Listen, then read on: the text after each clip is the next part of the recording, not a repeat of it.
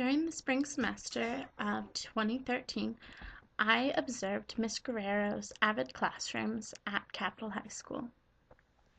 And here are some observations I've made off of the time I spent in her classroom. I'm going to first ask some of the questions from my peer list of questions, and then I will answer them.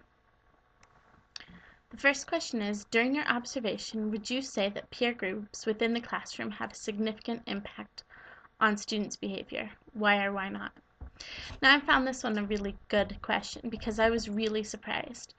In AVID, we break the students into groups for tutorials, and usually the groups are based off subject matter. All the Algebra 2 students go together, all the geometry students go together, the English students, etc. But there are two students in the fifth period class who we could not put together, Maddie and Riley. Now, there were more examples than this, but this one was the most noticeable to me. If Maddie and Riley were in the same group, neither one of them got anything out of the tutorial.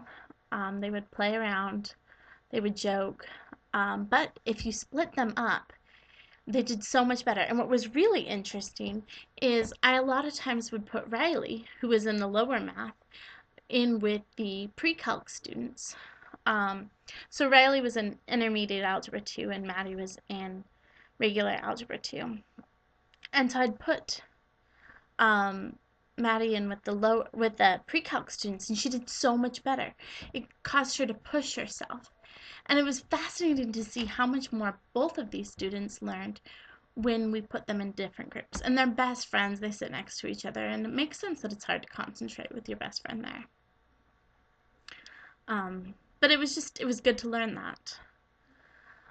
The next question I have is, did the teacher treat students of lower socioeconomic status differently than the other kids? Now, Miss Guerrero loves her students, every single one of them. She knows their stories, she knows their history, she knows where they're going to college, what they want to be when they grow up. She knows these kids so well, and she loves them completely, and you can tell by how excited she gets for their triumphs and how upset she gets for their trials. But honestly, I never knew who was higher socioeconomic status and who was lower because it didn't matter. She treated her students the way they deserved to be treated. Yeah, she went and fought harder for the students who had harder trials going on because they needed the extra help. But it didn't change the way that she graded them. It just changed her out of classroom behavior. And how excited she got. There's this girl, Heather, who I'll talk about more later, and she had so many trials, and so Miss Guerrero got so excited for Heather's scholarships because she knew without these scholarships, Heather wasn't going to college. And AVID is a college prep course. So I don't think she treated them any differently. She treated each student as individuals, and so it didn't matter their socioeconomic status. Next question I have is, what does your teacher do with difficult kids who would not do their work or participate? There's this guy who is in her third period class who has a horrible attitude. He's a senior, he's about to graduate, but he probably won't be graduating this year because he is flunking his math class, and there is a new requirement that you have to pass math your senior year. So with this, she's so upset with him, but she's also upset because he's not participating in the AVID program. He's sloughing off his work. And so at semester, he was given a warning that he needed to change his behavior or he would be kicked out of AVID. And not only would he lose out on credit for the course being kicked out of AVID, but he would also lose out on the chances for scholarships that AVID brings, for a lot of the extra help with college applications and so forth. So he's lost out on a huge chunk, and it was because of his attitude. She had given him warnings a couple of different times, and he didn't change his ways, so he got kicked out. But that is one thing that you can do in AVID that you can't do in other classes. In a math classroom, if I have a student who won't participate, can't participate, whatever their reasoning is, I can't just tell them they're not allowed to come to my class anymore. Or they won't get credit for the scholarships or whatever. So I'm going to have to see how I can adjust that to fit into my future classroom. My next question is, how would you see the negative or positive impact, could you see the negative or positive impact that family and community have on the quality of education a student receives? A great example is this girl named Heather. Heather and her sister come from really rough backgrounds. I heard very little of it, and it broke my heart. But they are receiving very different quality of education because Heather knows what she wants, she fights for it, and she gets it. Whereas her sister doesn't feel the same drive. But as it's getting closer to graduation, you can see that she's trying.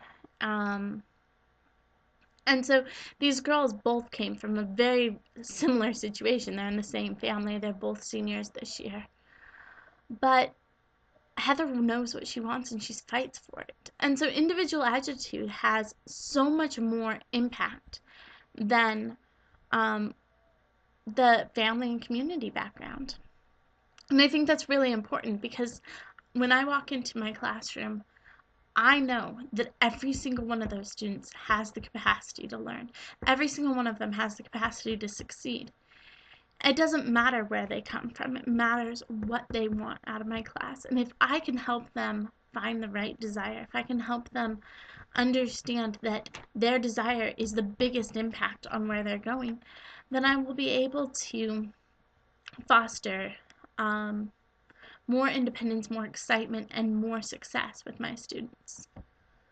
The final question I have is, what is the most important thing you learned about yourself during observation? This is an interesting question because not only was I observing these students, but I also worked with them as a tutor outside of my observation time. And so I've been working with these same students since October. And the thing that surprised me the most important thing I learned, is how much I care for these students. It's getting close to graduation for all my seniors, and seeing them talking about their colleges and planning it out, it's exciting, and it's kind of bittersweet because I probably won't ever see these kids again, and knowing that some of my math jokes have stuck with them, and some of my excitement about math stuck with them, it touches me, and realizing that I am so excited for these kids to graduate. I'm almost more excited for their graduation than I am for my own. And so knowing this, looking at these students and knowing how much I have grown to love them since October, how excited I am for their achievements, I can imagine how much more I will feel when I do become a teacher. And I think about all of these kids, and I hope for the best for them. I love them.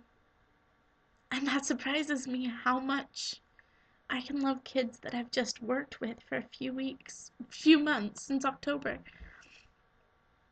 But they really have become some of my biggest highlights. Knowing that when I walk into a classroom, they get excited to see me there because I can help them understand their math, and I can help them feel the excitement, and they know that I love math. They get excited because of mine. I guess that's what I learned the most, is how much I can love kids that I barely even know.